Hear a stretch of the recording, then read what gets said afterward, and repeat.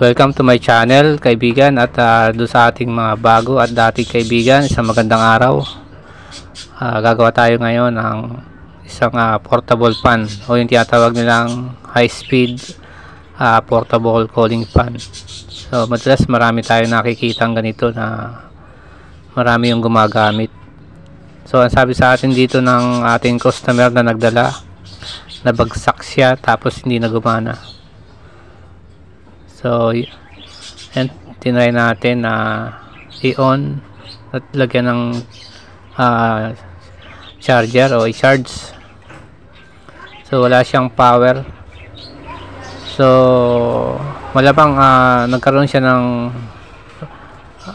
loose connection or crack board sa loob.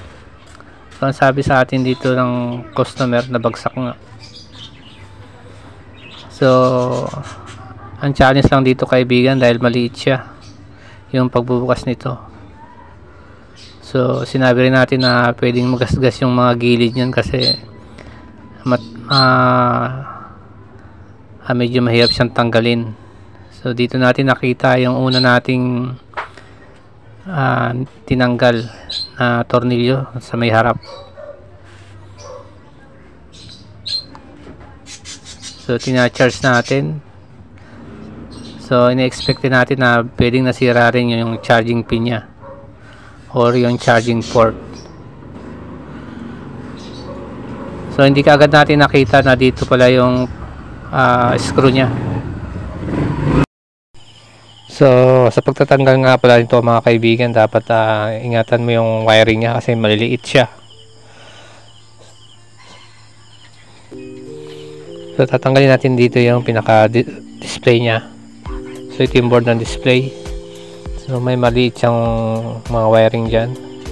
So ingatan na lang natin sa pagtatanggal yan kasi mahirap maghinang yan pag natanggal yung mismong hinang yan. Sabi nga, kailangan magaan ang kamay mo pag ganitong maliliit ang nire-repair.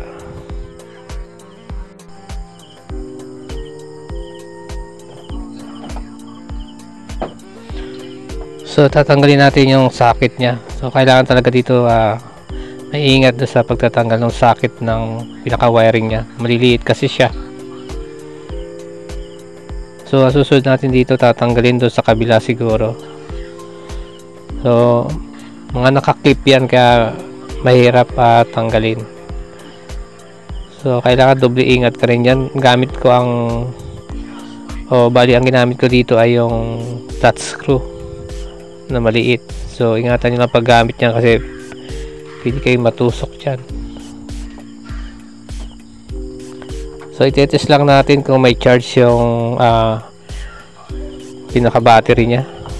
So sa reading natin may charge pa naman siya, hindi siya nalobat. So nasa 4 volts yan. So sunod nating tinanggal dito yung pinaka cover ng fan. Yan sa tapat ng switch at ng charging pin.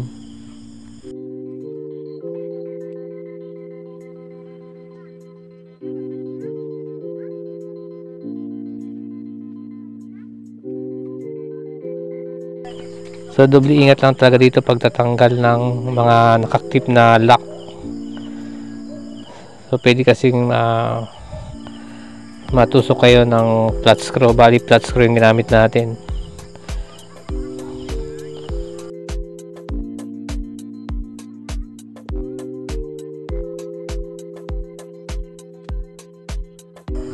So bali naka-screw siya dalawang maliit ang kabila.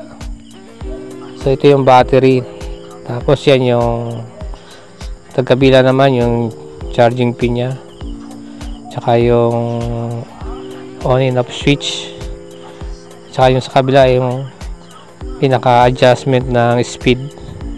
So tatanggalin natin yung dalawang screw. So battery din yung nakakalagay dyan sa pinakaloob.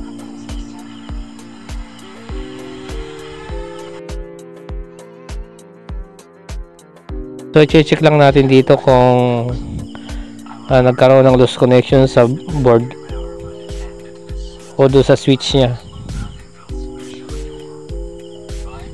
So check din natin kasi dito yung pinaka charging pin.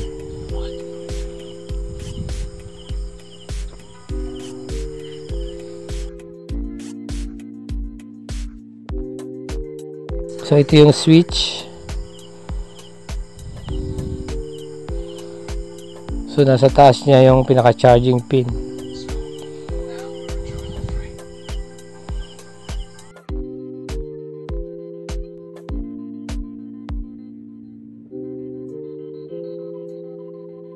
So yan yung battery, tinanggal natin.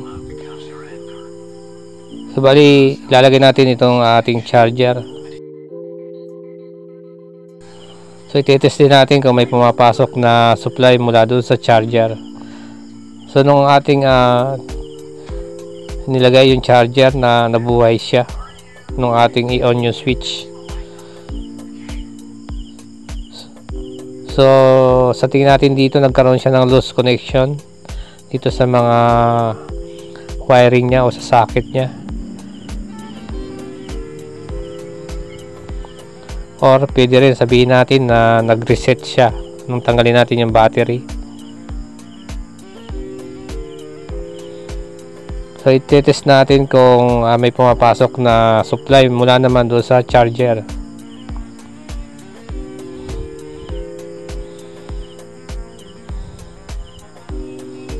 So hindi naman ibig sabihin na nag-power siya, pwede na mabuhay yung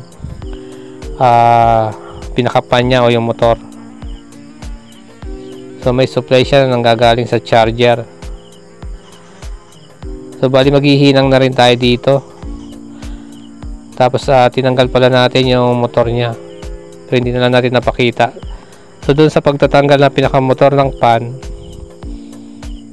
medyo mahigpit siya, kaya dapat maingat din sa pagtatanggal nito kasi maliliit lang yung wiring din niya. Tapos may stator din siya. So ito yung pinakamotor niya. So may nakita tayo dito na crack. May crack board doon sa isang linya ng pinakamotor ng pan o yung windings niya. So ihinang lang natin to, tapos itatry nating ibalik or i-testing. So dyan siya may crack boards dito sa isang pins. Bali dalawa lang yung pins niya, tapos meron siyang regulator IC. Siguro ito yung ginagamit sa speed. May IC dyan na mayroong 4 pins o 4 yung paa. So maliit lang yung IC dyan na nakalagay.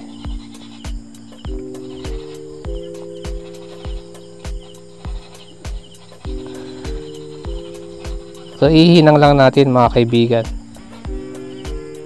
tapos ibabalik na natin. So sa pagbabalik nito medyo mahigpit din ito. So kung paano natin tinanggal, ganun din, kailangan doble ingat ka kasi mahigpit yung pagtanggal natin dito. Malamang medyo mahirap ding ibalik siya. So yan yung bushing, may bushing siya doon kaibigan, no?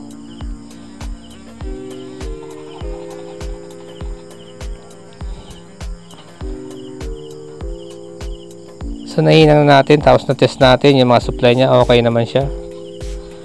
So ibabalik na lang natin. Siyempre kung ganon kahirap ibalik siya o ganon siya hindi kadali na tanggalin, medyo ganon din kahirap ibalik siyempre.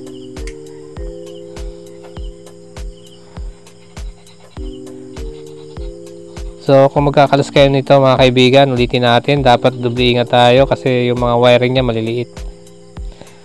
So tatandaan din natin kung saan nakalagay, o may mga socket naman yan.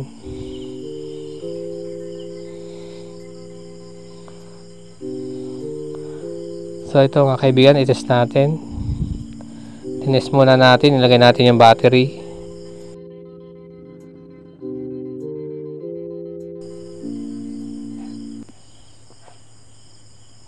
Ito yung pinaka switch. kung titignan mo, nakakalito siyang ibalik. So hindi rin siya ganun kadaling tanggalin, at syempre hindi rin siya ganun kadali na ibalik.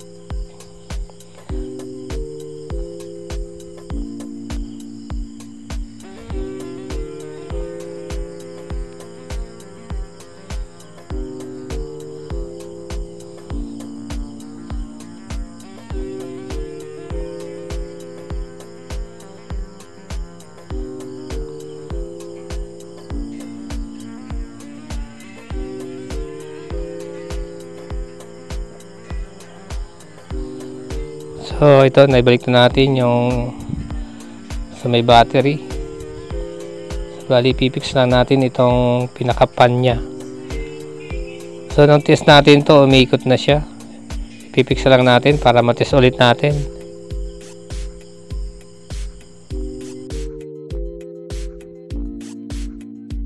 Tinest natin.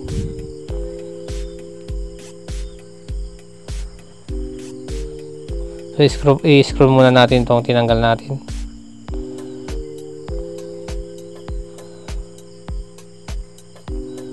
So yan yung battery. So yung pinakalalagyan ng battery.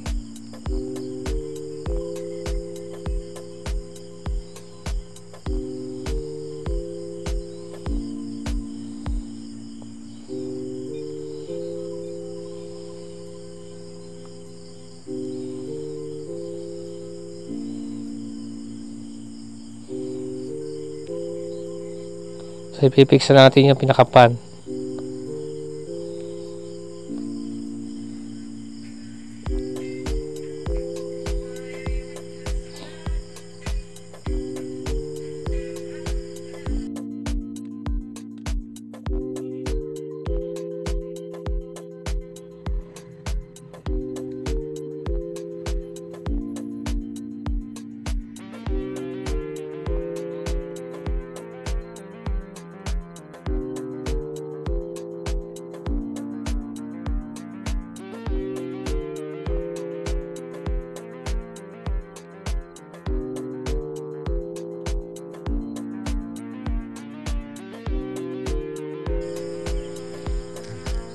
So last na lang, ito pinaka cover nya ng pan, inilagay natin.